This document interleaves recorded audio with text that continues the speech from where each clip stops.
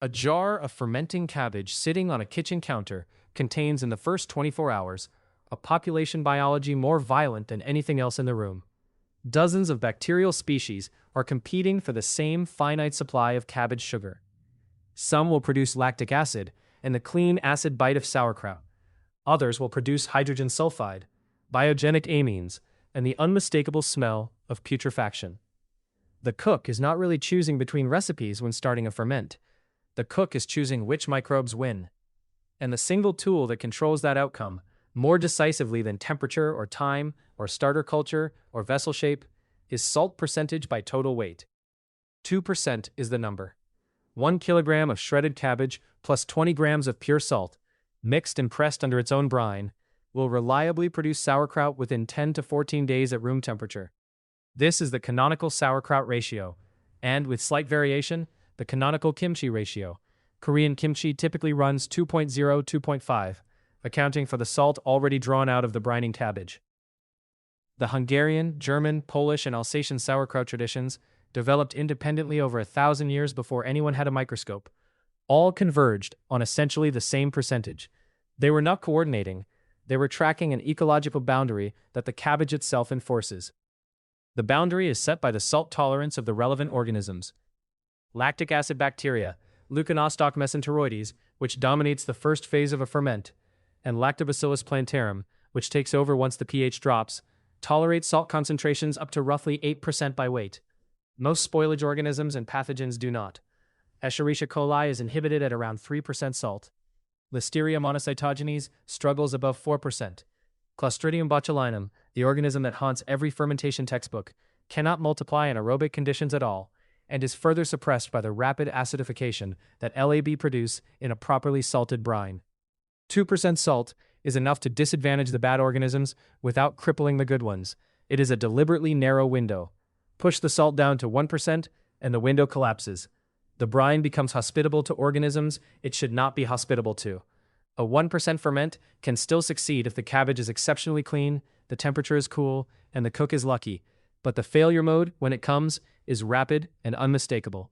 The jar smells of sulfur or rotting meat within 3 days. There is no salvaging it. The risk does not scale linearly. The floor is a threshold, not a slope. This is also why salt-free wild fermentation experiments, produced by enthusiasts on the internet, are, from a food safety standpoint, a bad idea most of the time and a lucky idea the rest of the time. Push the salt up past 5%, and the opposite problem arrives. The lactic acid bacteria slow down. By 7 to 8%, they have nearly stopped, and the ferment arrests. It is no longer producing acid fast enough to reach the pH 4.0 mark that defines a safe and stable preserved food. This is not always undesirable.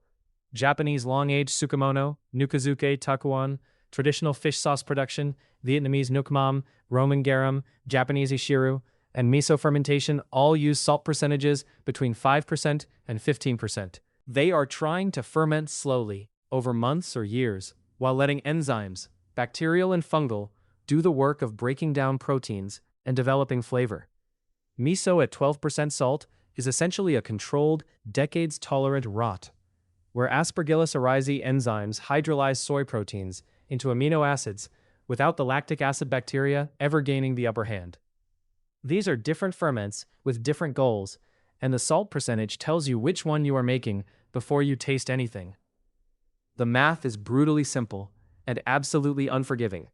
The formula is salt mass divided by total mass, cabbage plus salt, or vegetable plus brine if using a wet brine, expressed as a percentage. 1 kilogram of cabbage plus 20 grams of salt is 20 divided by 1020, or 1.96%, close enough to call 2%. 1 kilogram of cabbage plus 30 grams of salt is 2.91%, a noticeably saltier ferment that will run slower. 1 kilogram of cabbage plus 10 grams of salt is 0.99%, entering the danger zone. The difference between a beautiful jar of kraut and a slow disaster is in this case a difference of 10 grams. There is no way to know that by feel. There is no way to know that by taste at the start, when the salt has barely begun to dissolve. The kitchen scale, accurate to 1 gram, is the only honest instrument in fermentation. This is also why volume measurements, a teaspoon of salt per pound of cabbage, the kind of instruction that appears in older American cookbooks, are unreliable for ferments. The bulk density of salt varies dramatically with grain size. A teaspoon of diamond crystal kosher salt weighs roughly 2.8 grams. A teaspoon of Morton kosher salt weighs roughly 4.8 grams. A teaspoon of fine table salt weighs around 6 grams. The same volumetric instruction can produce a 1% ferment or a 2.5% ferment, depending on which box happens to be in the cupboard. For boiling pasta, this does not matter. For determining which bacterial species inherits a kilogram of cabbage, it matters absolutely. The practical rule, then, is to weigh the vegetable, weigh the salt, calculate the ratio, and aim for the percentage that matches the ferment you want. 2% for short, fast vegetable ferments. 3 to 4% for cucumber pickles and other watery vegetables where the brine dilution is significant. 5 to 10% for traditional Japanese tsukemono. 12% and up for miso and shiokoji. The cabbage does not care about your intentions. It cares about your numbers. Once you grasp this, fermentation stops looking like alchemy and starts looking like what it actually is: ecology managed by chemistry, with the cook standing in for the gatekeeper.